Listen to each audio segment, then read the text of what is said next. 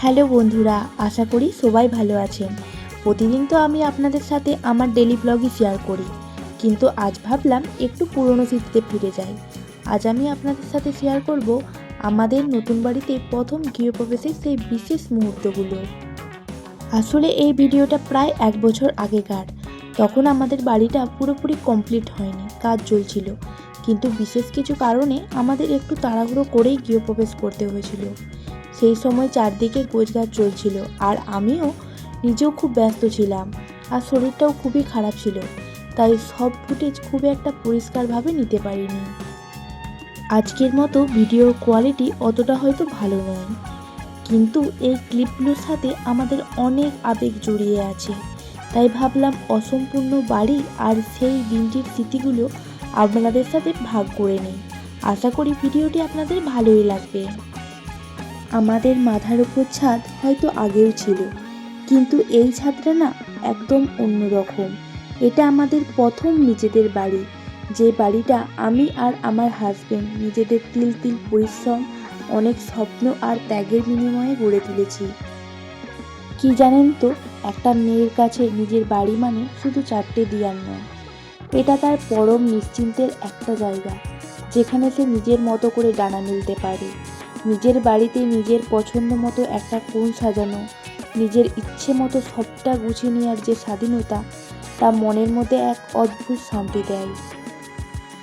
যখন আমরা বলি এটা আমাদের বাড়ি, তখন সেই বাক্যের মধ্যে মিশে থাকে আমাদের বছরের পর বছর করা হাড় ভাঙা খাটুনির গল্প। নিজেদের একটা বাড়ি থাকা মানে জানেন তো, নিজের আত্মসম্মানকে আরও এক ধাপ এগিয়ে নিয়ে যাওয়া। এটা প্রমাণ করে যে আমরাও পারি শূন্য থেকে নিজেদের একটা সাম্রাজ্য তৈরি করতে। যখন আমার এই বাড়ির গৃহপ্রবেশ হয়, তখন না জুন মাস ছিল, কখনো রোদ আর কখনো বৃষ্টি। ঠিক আমাদের যখন পুজো হচ্ছিল তখন ঝমঝম করে প্রচুর বৃষ্টি হচ্ছিল।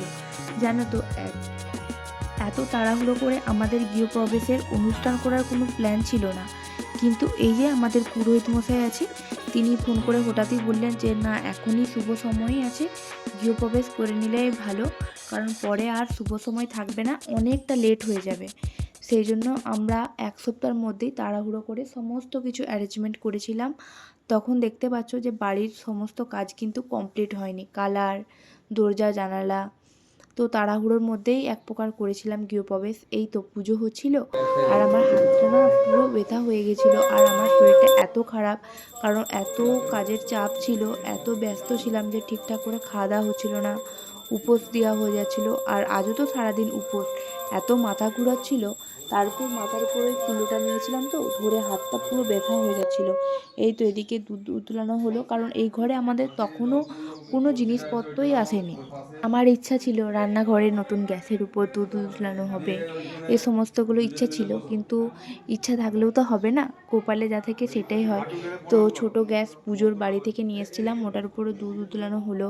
এরপর ঠাকুরমশাইরা সমস্ত কিছু অ্যারেঞ্জমেন্ট করেছিল, আর এত ভালো পুরোহিতরা এসেছিল, এত ভালো তাদের পুজো দেখে যেন মনটা ভরে যাচ্ছিলো। এত ভালো পুজো না আমি আগে কখনো দেখিনি, খুব ভালো লাগছিল। সেদিন যে শুধু আমার বাড়ির গৃহপ্রবেশ হয়েছিল এমনটা কিন্তু নয়, আরও একটা আমার বিশাল বড় মনের ইচ্ছাও পূর্ণ হয়েছিল, সেটাও বলবো তোমাদের। আমার দীর্ঘদিনের স্বপ্ন ছিল, যেদিন আমি আমার নিজের ঘরে পা রাখবো, সেদিন আমার বাড়িতে গোপালকে প্রতিষ্ঠা করব। আজ থেকে আমার গোপালই এই ঘরের আসল মালিক। হয়তো আয়োজন খুব জাঁকজমকপূর্ণ করতে পারিনি সময়ের অভাবে, কিন্তু ভক্তি আর ভালোবাসার কোনো কমতি রাখিনি। আপনারা সবাই আশীর্বাদ করবেন যেন গোপালকে নিয়ে এই নতুন বাড়িতে সুখে শান্তিতে থাকতে পারি। 1 বছর পরে হলেও আমার এই আনন্দ আপনাদের সাথে ভাগ করে নিতে পেরে আমার খুব ভালো লাগছে। ধরুন আমাদের বাড়ির কেমন পুজো হচ্ছে সেটা একটু আপনাদের সাথে শেয়ার করি। এই তো সারাদিন উপোস দিয়ে আমি আর আমার হাজব্যান্ড পুজোয় বসেছি। এখন আমাদের পুজো চলছে, মন্ত্র বলা চলছে, তো চলুন আপনারা দেখতে থাকুন।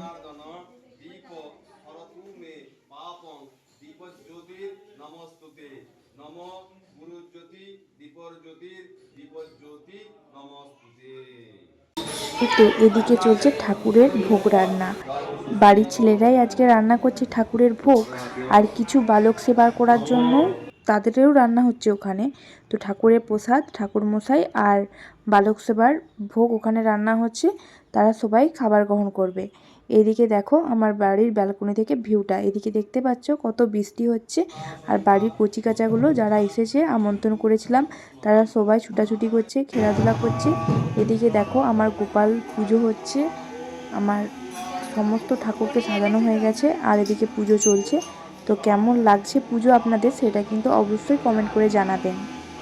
এদিকে গোপালের পুজো হচ্ছে আর ওদিকে গোপালের জন্য নাম কীর্তন চলছে।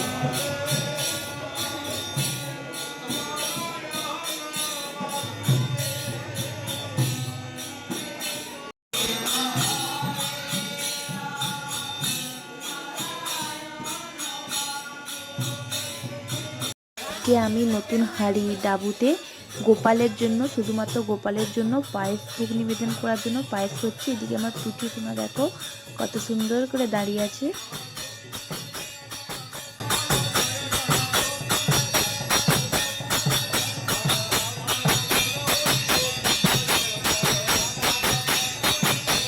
এই তো এদিকে ঠাকুরের রান্না বান্না সব হয়ে গেছে, আর এদিকে বালক সেবার জন্য তাদেরকে খেতে দেওয়াও হয়ে গেছে।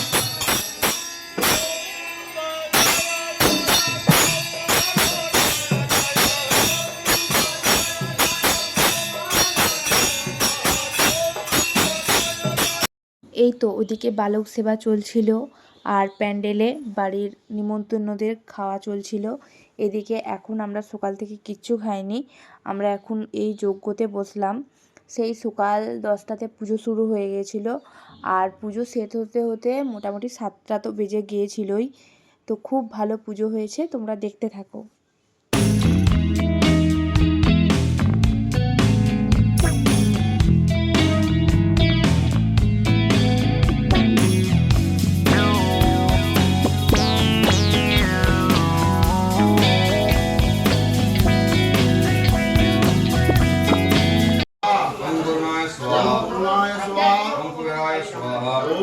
वायवे स्वाहा ओम कुबेराय स्वाहा ओम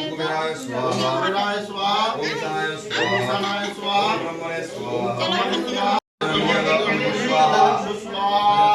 चंद्र पायते महावेद भूव स्वाहा।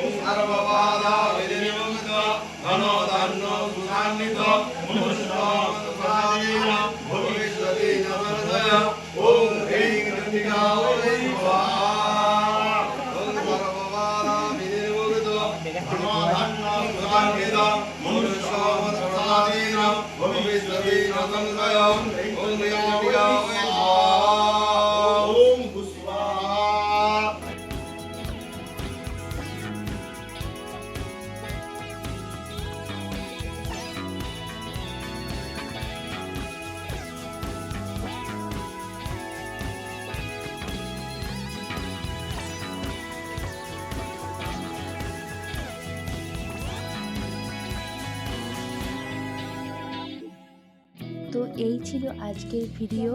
আজকের মতো ভিডিওটা এখানেই শেষ করলাম, আবার দেখা হবে পরের ভিডিওতে। সবাই ভালো থাকবেন, ধন্যবাদ।